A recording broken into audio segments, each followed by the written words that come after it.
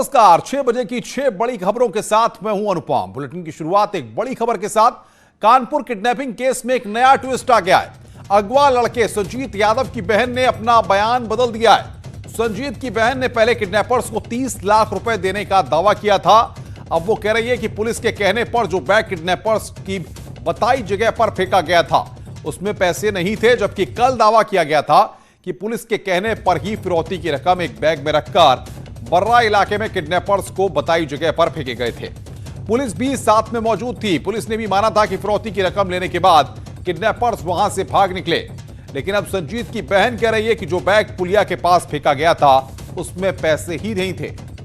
ये दो तस्वीरें इस वक्त हम आपकी स्क्रीन पर आपको दिखा रहे हैं। कल 30 लाख रुपए देने का दावा किया गया था और आज अपने बयान से बहन ने यू टर्न ले लिया है। उसका कहना है कि बैग में पैसे थे ही नहीं। तो सवाल यह है कि कल का दावा सच्चा है या आज का यू टर्न जिस तरीके से लिया गया है उसको सच्चा माना जाए। अगवा लड़के की बहन ने अपने बयान को बदल दिया है। मेरा नाम रुचि, मैं संजीत की बहन हूँ। पैसे वाली बात झूठी, मुझसे लोगों ने कहा था कि आप ऐसे करिए तो पुलिस की तेजी होगी काम में। इतने दिन हो गए थे लेकिन मेरे भाई का कुछ पता नहीं चल रहा है। अब सर ने टीम लगाई है तो मुझे उम्मीद है, कप्तान सर की टीम से मुझे उम्मीद है कि मेरा भाई 4 दिन में मुझे मिल जाएगा। ये 30 लाख वाली जो बात है ये झूठी है? जी झूठी। तो बैग में पैसे नहीं थे? पूरे फिल्मी स्टाइल में कल ये सनसनीखेज मामला सामने आया, जिसके बाद पुलिस महकमे में भी हड़कंप मच गया, क्योंकि बात पुलिस की साख से जुड़ी हुई थी। उधर जैसे ही यह मामला सुर्खियों में आया, तुरंत उसे राजनेताओं ने भी लपक लिया। अखिलेश यादव से लेकर प्रियंका तक ट्वीट करके इस पर सवाल खड़े करने लगे। लेकिन अब पूरा मामला ही बदल गया है। इस रिपोर्ट को देखिए।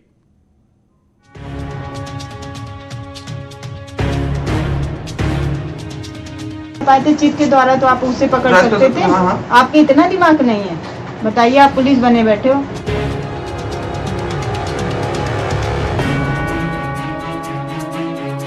आंखों में आंसू और जुबान में सिसकियां। ये दर्द भरी तस्वीर एक ऐसे परिवार की है जिसका जवान बेटा संजीत किडनैपर्स के चंगुल में है, जिसे छुड़ाने के लिए इन्होंने अपना घर बार गहने सब बेच दिया। पुलिस के कहने पर किडनैपर्स को फिरौती की 30 लाख की रकम तक दे दी, लेकिन उसके बाद भी संजीत का कोई पता नहीं चल पाया है। वो रेलवे टैंक पे झोला गिरता है, जाके वहाँ अंधेला होता है, दिखाई नहीं देता है कि कौन सा व्यक्ति आके झोला उठा के गायब हो गया। जैसे झोला गिरता है वैसे पुलिस फोर्स उस तरफ से इस तरफ से नीचे उतर के जब तक उस जगह पहुंचती है तब तक 5-7 मिनट बीत चुके होते हैं। पुलिस पहुंची, हम लोग भी सब पहुंचे, लेकिन वहाँ कुछ नहीं मिला, ना झोला मिला ना कोई व्यक्ति मिला है। सवालों के घेरे में पुलिस है तो विपक्ष कानून व्यवस्था के बहाने सरकार को घेर रहा है। समाजवादी पार्टी के अध्यक्ष अखिलेश यादव ने ट्वीट कर सरकार पर निशाना साधा। उन्होंने लिखा है कि कानपुर में अपहरण की घटना के बाद बेबस और मजबूर परिजनों के सूचित करने के बावजूद पुलिस के सामने से फिरौती की रकम ले जाने वालों के ऊपर आखिर किसका हाथ है? उन्हें पुलिस का भी डर नहीं। लगता है यूपी की बीजेपी सरकार की नैतिकता का ही अपहरण हो गया है। तो वहीं कांग्रेस महासचिव प्रियंका गांधी ने अपने फेसबुक पेज पर पीड़ित परिवार का एक वीडियो अपलोड किया है, जिसके सहारे उन्होंने योगी सरकार को घेरने की कोशिश की है। इस वीडियो के साथ उन्होंने एक पोस्ट भी लिखी है, जिसमें उन्होंने पुलिस पर सवाल उठाए हैं कि कानपुर के बिकरू गांव में हुई घटना से भी क्या कोई सबक नहीं सीखा। उन्होंने लिखा है कि ये उसी कानपुर का मामला है जहां कुछ दिन पहले इतनी बड़ी घटना घटी थी। अब आप यूपी की कानून व्यवस्था का अंदाजा इसी बात से लगा सकते हैं। तो कुल मिलाकर कानपुर पुलिस एक बार फिर सुर्खियों में है। 8 पुलिसकर्मियों की शहादत ने देश को गुस्से से भर दिया था और हत्यारे को उसके अंजाम तक पहुंचाकर ही पुलिस ने दम लिया। लेकिन 2 हफ्ते में ही पुलिसिंग पटरी से उतरती नजर आ रही है। न्यूज़ 18 के लिए कानपुर से श्याम तिवारी की रिपोर्ट।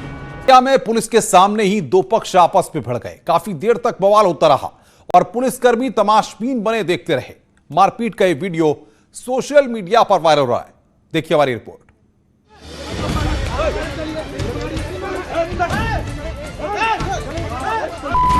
कोतवाली के बाहर मारपीट, पुलिस के सामने चले लात घूंसे,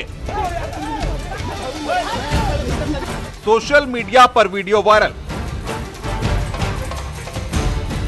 यूपी में पुलिस का इकबाल इस कदर कम हो गया है कि अब खाकी की मौजूदगी में भी लोग मारपीट करने से बाज नहीं आ रहे हैं।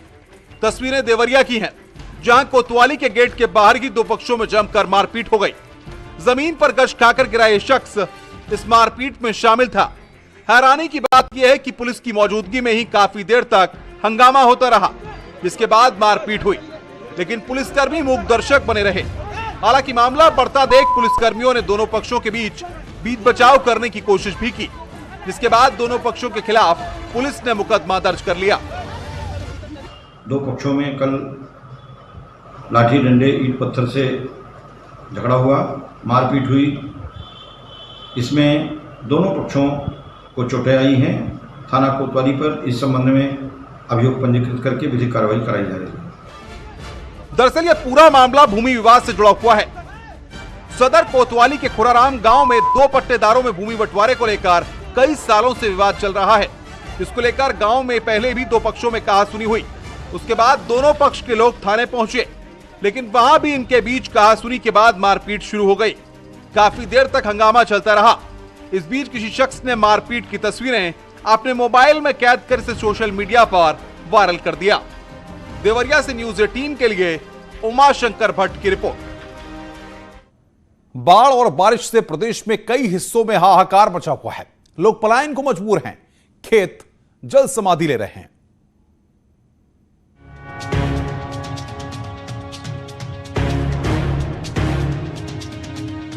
यूपी में चारों तरफ पानी का प्रकोप।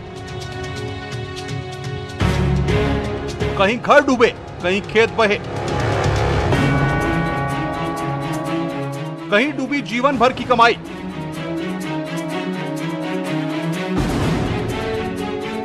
पीलीभीत में घर में घुसा मगरमच्छ।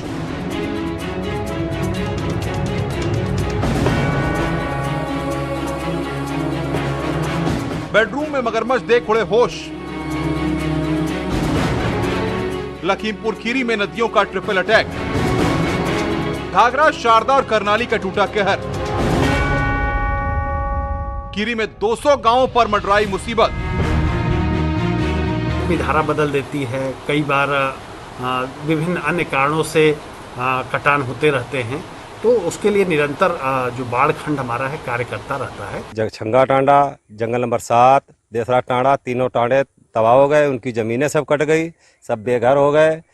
पे जो भी अधिकारी आते हैं देख के और चले जाते हैं, बस थोड़ा यही बोरी वोरी लगा गए और चले गए। बताओ इतना पैसा आया। और प्रयागराज में गंगा ने दिखाया रौद्र रूप। देवरिया में भी डरा रही बाढ़। महाराजगंज में नेपाल से आई मुसीबत। बाढ़ ने चौपट की हजारों एकड़ फसल। गोंडा में सड़कों ने ली जल समाधि। आप भी सतर्क रहिए, क्योंकि आ चुका है बाड़ासुर। आप भी सतर्क रहिए, क्योंकि आ चुका है बाड़ासुर। सूबे में बाढ़ का कहर लगातार जारी है। तस्वीरें ऐसी आ रही हैं कि मन विचलित हो जा रहा है। हर साल पुख्ता दावे और खोखले वादों के बीच इस बार भी आम लोग पिस रहे हैं। किसानों और आम लोगों को पानी का प्रकोप न झेलना पड़े, इसके लिए सरकार करोड़ों रुपए खर्च करती है, लेकिन प्रशासन की उदासीनता की वजह से योजनाएं सिर्फ फाइलों में ही सिमट कर रह जाती हैं।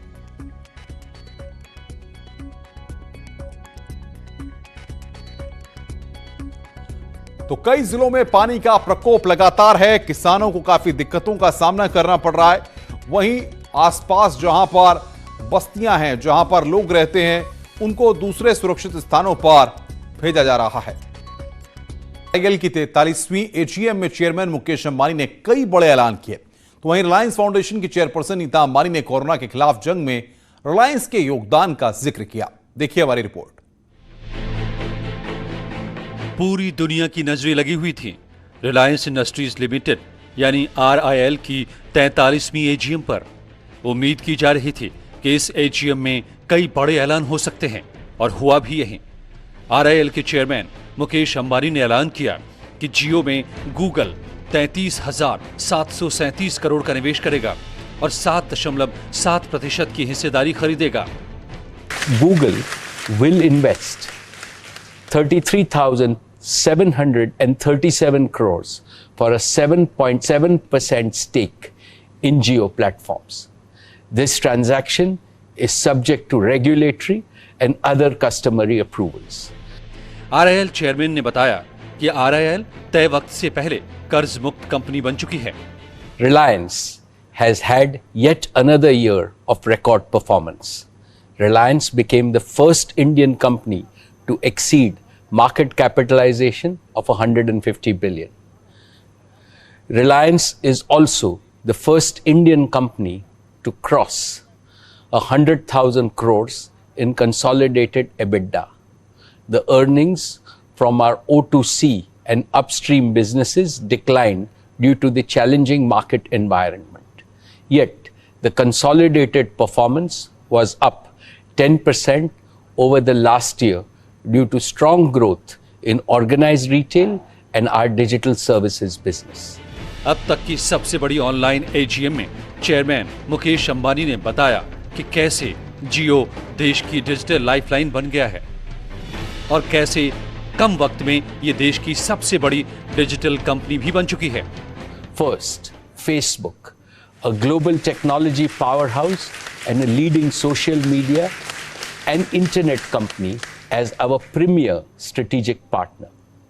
After Facebook, we have investments from some of the most admired technology and financial investors globally. Silver Lake, Vista Equity Partners, General Atlantic, KKR, TPG, and El Caterton. All of them have a long history of successfully investing in the best of technology and growth enterprises in the world. इस online AGM में दुनिया भर से रिलायंस के निवेशक शामिल थे। AGM में मुकेश अंबानी ने कहा कि जियो ने पूरी तरह स्वदेशी 5G तकनीक विकसित कर ली है और ये PM मोदी के आत्मनिर्भर भारत अभियान को समर्पित है। I have great pride in announcing that Jio has designed and developed a complete 5G solution from scratch. This will enable us to launch a world-class 5G service in India using 100% homegrown technology and solution. This made in India 5G solution will be ready for trials as soon as 5G spectrum is available and can be ready for field deployment next year.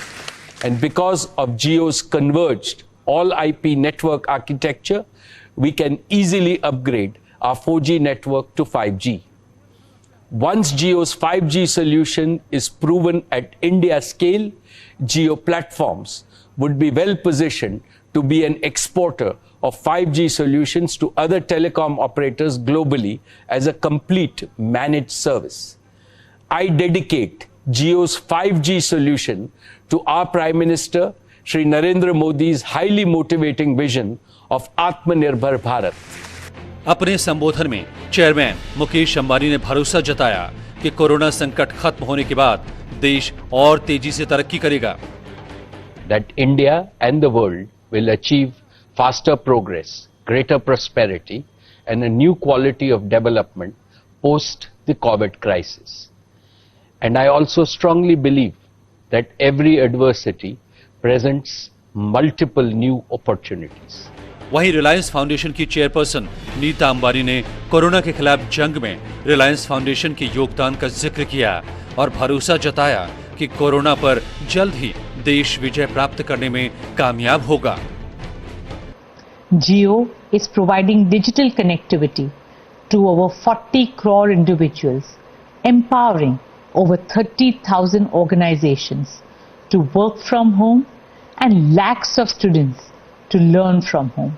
Through Mission Anna Seva, we have provided more than 5 crore meals to marginalized communities, daily wage earners and frontline workers across the country.